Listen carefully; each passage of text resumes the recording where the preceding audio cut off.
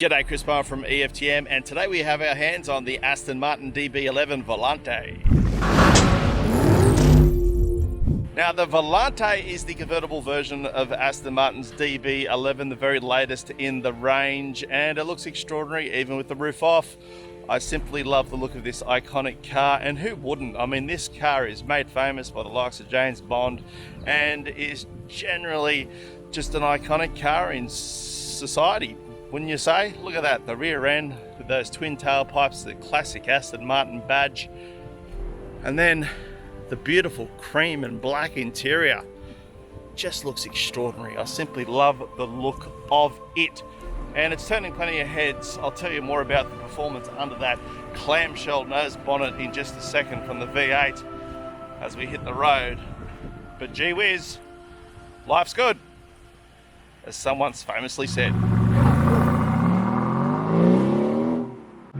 Well, you know, people often ask me what's it like to drive these sorts of cars, and I've got to tell you one thing, it's f***ing awesome. But the novelty, I will never say wears off, but what it does do is it makes you start comparing this kind of spectacular piece of kit to other spectacular kinds of kit that you've driven around in. The first example I can think of is the McLaren 720S Spider, which is a convertible as well. It's just psychotic when it comes to power. It's probably the fastest convertible in the world. So look, I'm not going to nitpick. I've also driven the Ferrari 488, spectacular car as well.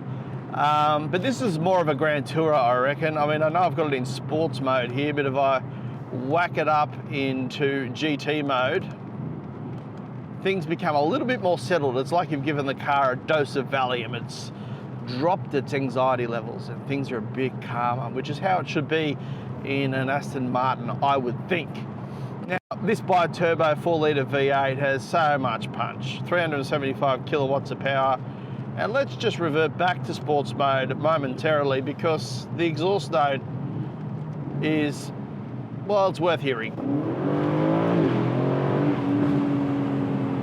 Pretty special stuff. Prashant is on his last warning, so how about you bring up the graphics, mate? Oh, well done. Look at him go. So you can see all the key figures there. Great 8-speed ZF transmission. They make the best in the business. Huge figures, lots of torque. I reckon this car is capable of getting to highway speeds under 4 seconds, but there's the figure there anyway. I'm a big fan of the interior. I love this black cream look. It seems to be a lot more luxurious than the Aston Martin Vantage I drove, which takes its styling apparently from the DB10 that James Bond drove in the movie Spectre. But anyway, every time I'm in an Aston Martin, which has only been twice, I do feel like James Bond, hence the hat. It just makes you feel special. It's an iconic car for so many reasons, not just because of the movie. It just looks amazing. I mean, it's a stunning car. And the fact it's British and not Italian, I love that. Because Aston is owned in part by Mercedes-Benz, there's a few bits from the Mercedes-Benz parts bin, including the whole command rotary dial infotainment system, which I'm no fan of really.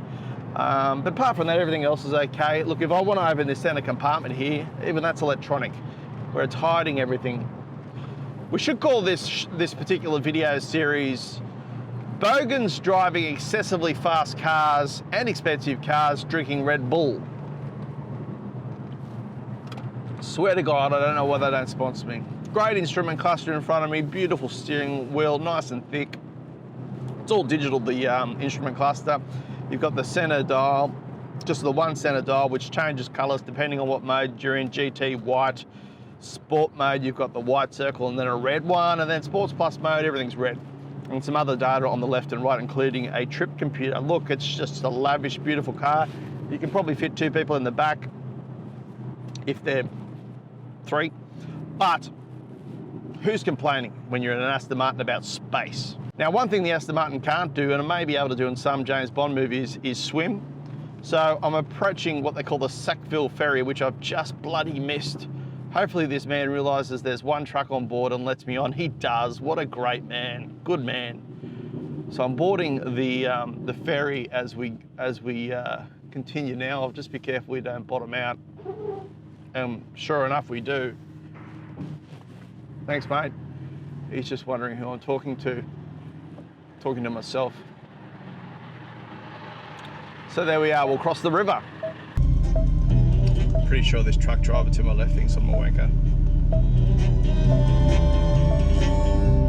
Facebook, please don't take this down because of this music. See the hat? Good stuff. Okay, we're gonna get off now. Okay, we're off the ferry, back to an 80 zone. Good times. Look, amazing car. I think it's time we give the Aston Martin DB11 Volante a rating. Prashant, you've been on fire so far today. What? I didn't ask you to bring your title up. Don't overstep the mark. Don't overstep. You've got delusions of adequacy. Bring the graphic up. Well done. Look, I've got to say, given its appearances, its performance, the noise it makes, the fact the roof comes off, it's a solid 9.1 out of 10 from me. Good on you. Appreciate you back. Stop moving that EFTM logo. Oh, jeez. Trevor, where are you? In Melbourne on a junket. Catch you later.